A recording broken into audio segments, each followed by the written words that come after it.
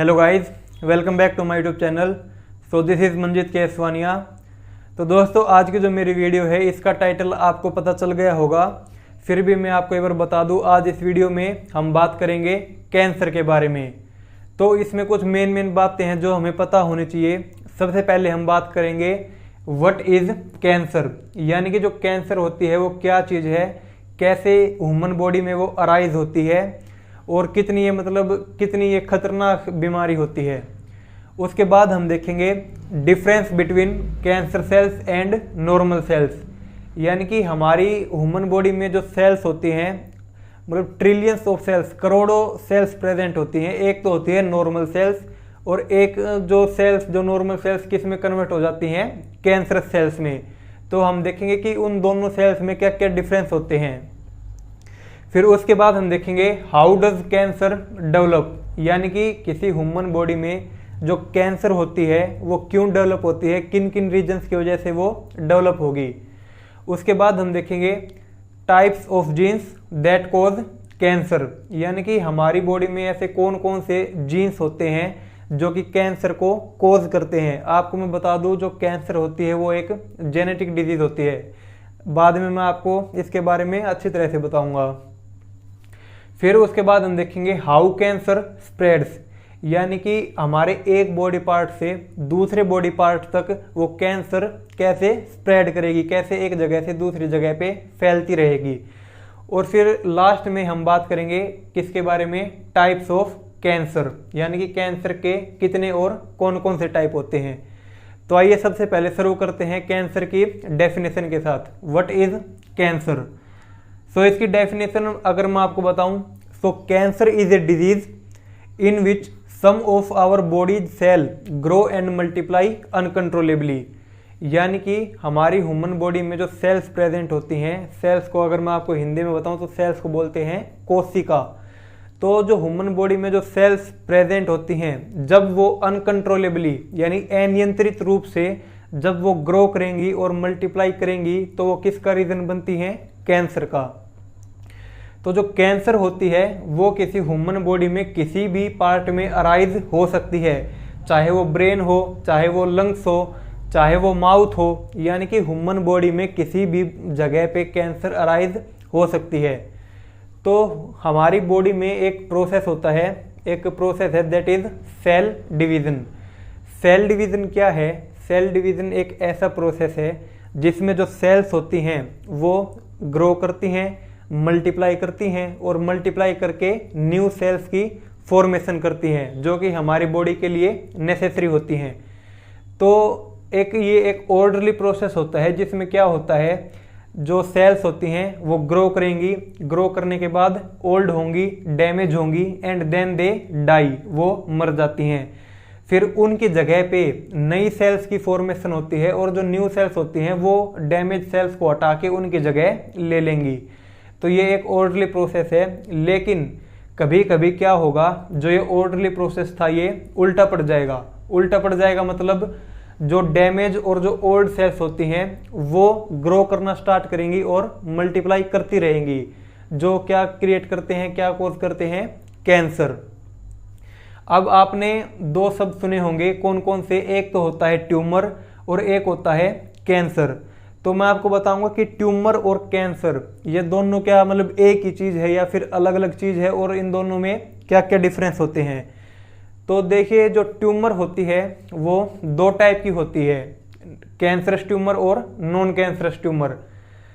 जो ट्यूमर होती है वो क्यों अराइज होती हैं, जैसा कि मैंने आपको बताया, जो डैमेज सेल्स होती हैं जब वो ग्रो करती हैं और मल्टीप्लाई करती हैं तो वो क्या क्रिएट करेंगी, ट्यूमर।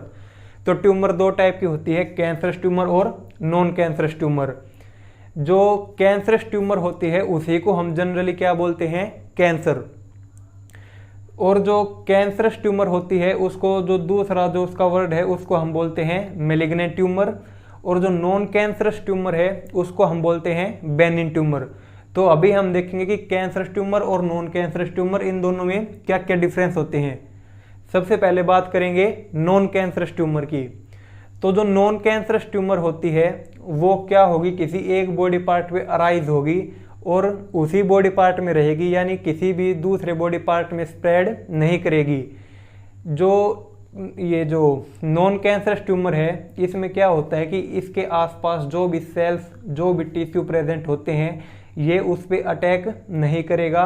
और जो नॉन कैंसरस ट्यूमर होती है वो एक ही बॉडी पार्ट में रहेगी और उसको हम सर्जिकली रिमूव कर सकते हैं, और सर्जिकली रिमूव करने के बाद वो दोबारा अराइज नहीं होगी। तो जो नॉन कैंसरस जो ट्यूमर होती है, इसमें एक टर्म आती है हमारे पास लिपोमा। जैसा कि आपको इस फोटो में दिख रहा होगा, ये मतलब एक डिजीज है, दैट इज लिपोमा। इसमें क्या होता है, ये एक नॉन कैंसरस ट्यूमर है और इसको बोलते हैं लंप्स ऑफ टिश्यू। लंप्स यानी कि आपने सुना होगा गांठ। तो जो लंप्स ऑफ टिश्यू की फॉर्मेशन होती है और इसको हम सर्जिकली रिमूव कर सकते हैं, तो ये दोबारा अराइज नहीं होगी।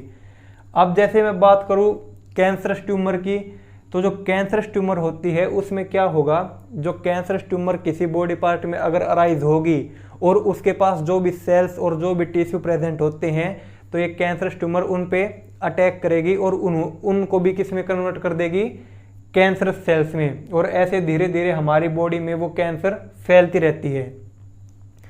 अब हम बात करते हैं difference between cancer cells and normal sales. इससे पहले मैं आपको थोड़ा सेल का एक इंट्रोडक्शन दे दूं कि सेल आखिर होती क्या है। तो जो सेल्स होती हैं वो हमारी बॉडी की एक बेसिक स्ट्रक्चरल और फंक्शनल यूनिट होती है, यानी कि अगर सेल नहीं तो हम नहीं।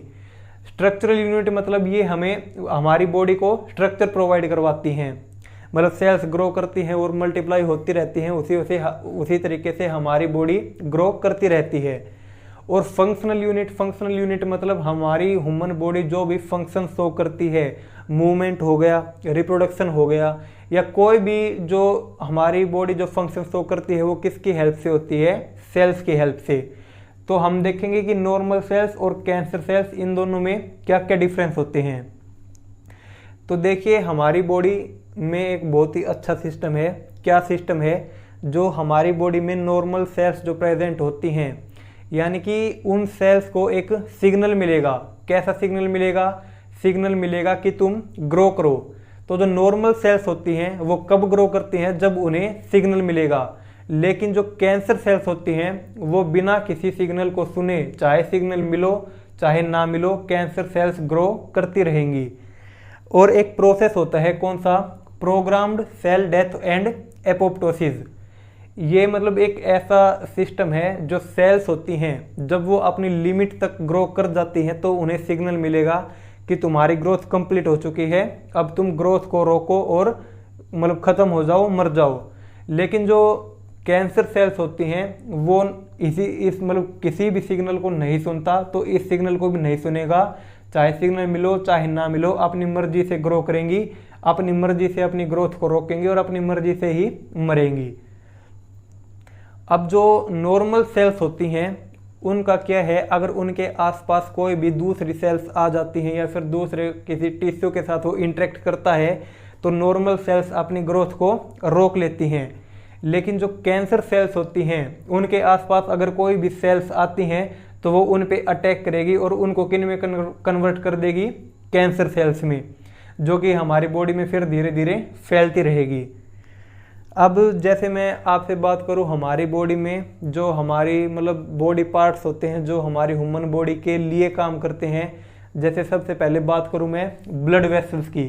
तो जो ब्लड वेसल्स होती हैं ये क्या करती हैं, जो हमारी बॉडी में जो ऑर्गन्स होते हैं उनको ऑक्सीजन और न्यूट्रिएंट्स प्रोवाइड करते रहते हैं। लेकिन जो कैंसर सेल्स हैं वो इन ब्लड वेसल्स को बोल लेंगी कि जहाँ भी तुम्हें ट्यूमर दिखे, तुम ट्यूमर की तरफ ग्रो करो और उसे क्या प्रोवाइड करो, ऑक्सीजन और न्यूट्रिएंट्स। और तो और उसमें जो भी अगर वेस्ट मटेरियल होगा उसे बाहर निकालो। यानी कि सिंपल भाषा में मैं आपको बताऊं, जो कैंसर सेल्स होंगी वो ब्लड वेसल्स को ये बोलेंगे कि ट्यूमर को ग्रो करने में हेल्प करो। अब जैसे दूसरे नंबर पे बात करूं मैं इम्यून सिस्टम की। आपको पता होगा इम्यून सिस्टम के बारे में, इम्यून सिस्टम और इम्यूनिटी, ये एक डिजीज रेजिस्टेंस पावर होती है, यानी कि जिसकी इम्यूनिटी स्ट्रॉन्ग होती है वो कम बीमार पड़ता है और जिसकी इम्यूनिटी ज़्यादा वीक होती है वो बीमार पड़ता ही रहता है। तो देखिए जो इम्यून सिस्टम होता है वो क्या करता है, कैंसर सेल्स को एलिमिनेट करता है। एलिमिनेट मतलब जो इम्यून सिस्टम होगा वो कैंसर सेल्स को ख़त्म करता है। तो सर स्टार्टिंग में तो क्या होगा, जो कैंसर सेल्स होती हैं वो इम्यून सिस्टम से बचती फिरेंगी और इम्यून सिस्टम भी ये सोचता है कि मैं ह्यूमन बॉडी की तरफ रहूँगा और कैंसर सेल्स की हेल्प नहीं करूँगा।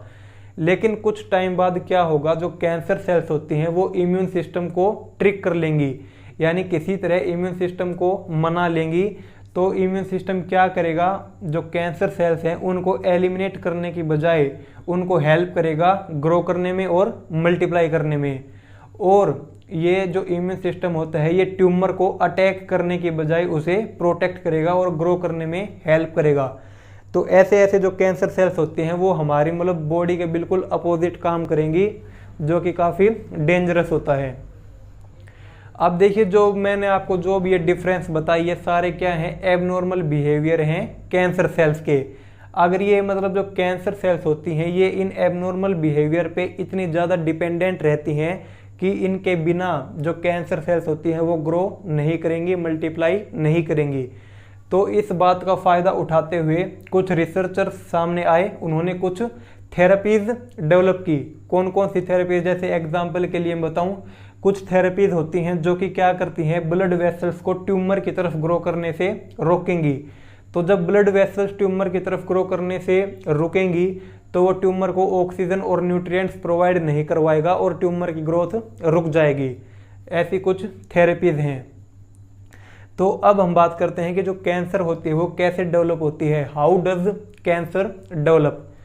तो जैसा कि मैंने आपको पहले बताया था, जो कैंसर होती है वो एक जेनेटिक डिजीज है, यानी कि हमारी बॉडी में जो जीन्स होते हैं जो कि सेल फंक्शंस को कंट्रोल करते हैं, जब उन जीन्स में कुछ एबनॉर्मल चेंजेस आ जाते हैं तो क्या क्रिएट करते हैं, कैंसर।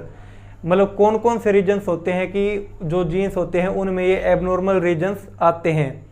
तो सबसे पहले जो इसका मेन रीज़न है वो क्या है कि जब जो प्रोसेस मैंने आपको बताया था सेल डिवीज़न, यानी कि सेल्स ग्रो करती रहती हैं, मल्टीप्लाई करती रहती हैं, जब उनमें उस प्रोसेस में कुछ एरर आ जाता है, कुछ भी एरर आ जाए तो वो क्या क्रिएट करेगा, कैंसर।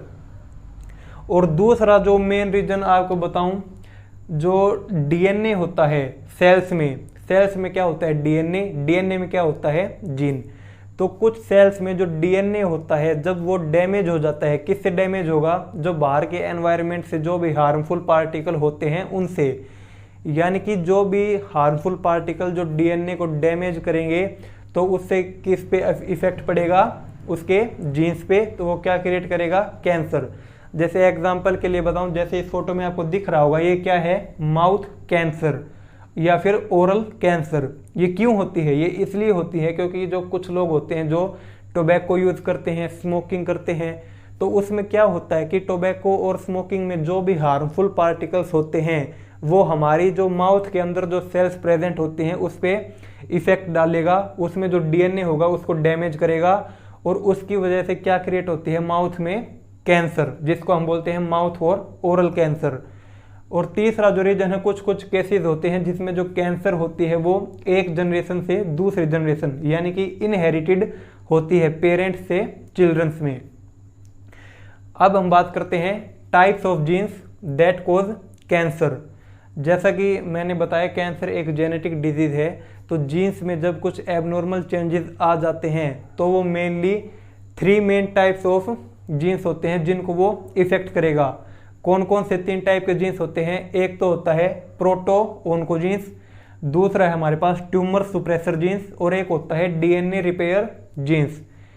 तो जो प्रोटो ओन्कोजीन्स होते हैं उनका फंक्शन ये है, मतलब ये किस में इन्वॉल्व होते हैं, normal cell growth and their multiplication.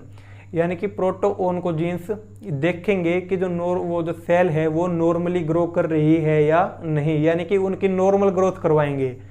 और जो ट्यूमर सुप्रेसर जीन्स होते हैं वो क्या करते हैं, कंट्रोल करते हैं सेल ग्रोथ को, यानी कि जब भी जो सेल्स होती हैं वो अपनी लिमिट तक ग्रो कर लेती हैं तो वो उसे कंट्रोल करेगा और दोबारा मतलब और ज़्यादा ग्रोथ करने नहीं देगा।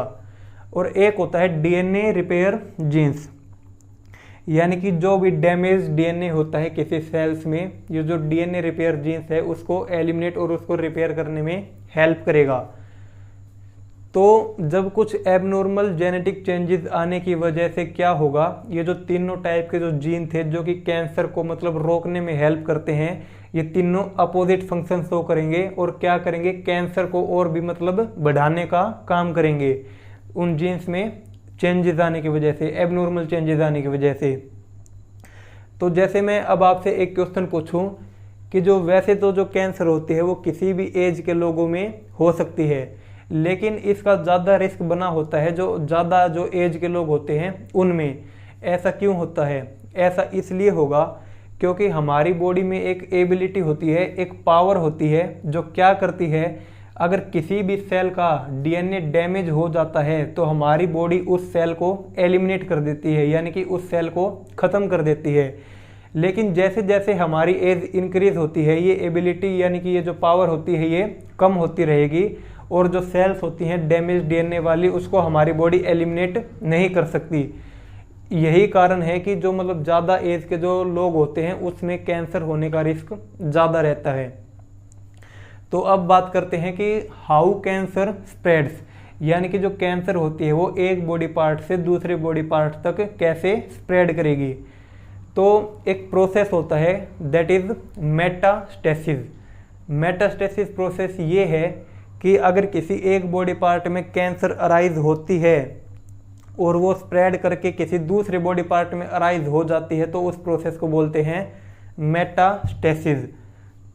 यानी कि जैसे देखिए हमारे इंडिया में जो कॉमन जो कैंसर होती है वो होती है ब्रेस्ट कैंसर। मान लीजिए एक कोई ह्यूमन केस था जिसको क्या है ब्रेस्ट कैंसर, अगर वो ब्रेस्ट कैंसर उसके लंग्स तक पहुंच गई और लंग्स में कैंसर कोज कर दी तो उसको हम लंग कैंसर नहीं बोलेंगे, उसको हम बोलेंगे मेटास्टेटिक ब्रेस्ट कैंसर। ये किस लिए क्यों बोलेंगे ये, क्योंकि जो प्राइमरी कैंसर यानी कि सबसे पहले जहाँ पे कैंसर अराइज हुई थी उसको बोलते हैं प्राइमरी कैंसर। तो सबसे पहले जो प्राइमरी कैंसर थी वो कहाँ पे अराइज हुई, ब्रेस्ट, यानी कि ब्रेस्ट कैंसर। अगर वो मेटास्टेसिस प्रोसेस शो करके लंग्स में वो कैंसर आती है तो उसको बोलेंगे मेटास्टेटिक ब्रेस्ट कैंसर। तो ऐसे ऐसे जो मतलब कैंसर होती है, जो कैंसर सेल्स होती हैं वो जो उसके आसपास जो भी सेल्स होती हैं उस पर अटैक करेगी, उनको भी किस में चेंज कर देगी, कैंसर सेल्स में, और ऐसे ऐसे पूरी बॉडी में स्प्रेड करती रहेंगी। अब जैसे बात करें टाइप्स ऑफ कैंसर की, आपको बता दूं मैं जो कैंसर होती है उसके वैसे तो मतलब 100 से भी ज़्यादा टाइप होते हैं। अगर इस पर वीडियो बनाने लगे तो कम से कम 3-4 दिन की वीडियो बनेगी। लेकिन थोड़ा सा मैं बता दूं आपको, जो कैंसर होती है वो अगर मान लीजिए मतलब जिस भी ऑर्गन में कैंसर अराइज होती है हम उसको उसी ऑर्गन से रिलेटेड नाम दे देते हैं। यानी कि अगर ब्रेन में कैंसर हुई तो वो क्या कहलाएगी, ब्रेन कैंसर। लंग्स में हुई तो लंग कैंसर, माउथ में हुई तो माउथ कैंसर या फिर ओरल कैंसर।